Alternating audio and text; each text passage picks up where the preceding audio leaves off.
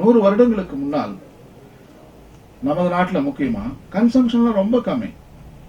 கவலை, ஏறு, மாட்டு வண்டி ஏதோ வாங்குவோம், கொஞ்சம் வாங்குவோம். ஸோ பெர் கேபிட்டல் கன்சம்ஷன் வந்து ரொம்ப கம்மி. ஸோ 100 வருடத்துக்கு முன்னால் வாழ்ந்த வாழ்க்கையின் தரம் கட்டாயம் நிறைய ஆட்களுக்கு சப்போர்ட் பண்ணும். எதுக்கு 10 பில்லியன் 20 பில்லியன் மக்கள் இருந்தா கூட கட்டாயம் இந்த பூமி கட்டாயம் சப்போர்ட் பண்ணும். தண்ணி, காற்று எல்லாமே நல்லா இருந்திருக்கும். அதை பத்தி பிரச்சனையே கிடையாது.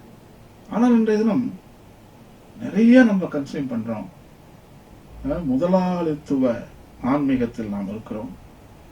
எவ்வளவு சேர்க்கணுமோ சேர்க்கணும். அப்பேற்பட்ட ஒரு ஆன்மீகத்தில் விஞ்ஞானிகள் சொல்லுகிறார்கள் 3 பில்லியன் தான் இப்பொழுது வாழ முடியும் என்று சொல்லுகிறார்கள்.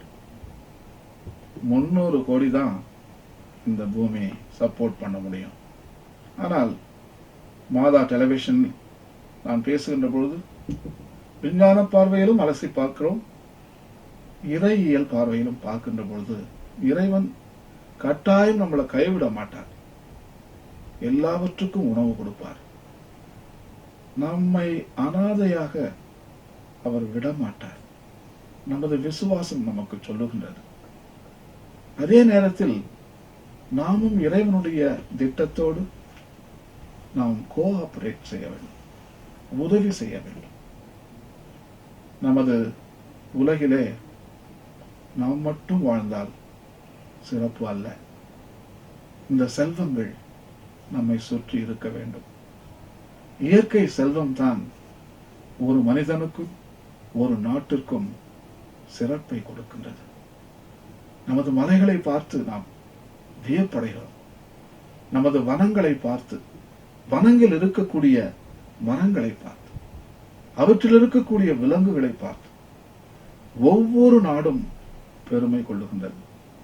Africa, south America, India, Europe, America, Australia, China, எல்லா நாடுகளுமே அவர்களுடைய மண்ணில் விளைந்த விருட்சங்களையும் மிருகங்களையும் கொண்டாடுகிறார்கள். அவர்களை பொம்மை செய்து நாம் நமது வீடுகளில் வைத்துக் கொள்கிறோம், ஊர்திகளிலே வைத்துக் கொள்கிறோம். எவ்வளவோ பாசம் நமக்கு அந்த இயற்கையின் மேல் இருக்கின்றது. அவற்றை பாதுகாக்க வேண்டும் என்ற ஆசையும் இருக்கின்றது. ஆஃப்டர் ஆல் நாம் எல்லோரும் இறைச்சாயல் அல்லவா? இறைச்சாயல் மனிதன் இறைவனால் படைக்கப்பட்ட மனிதன். இறைவனைப் போல் வாழ முடியும்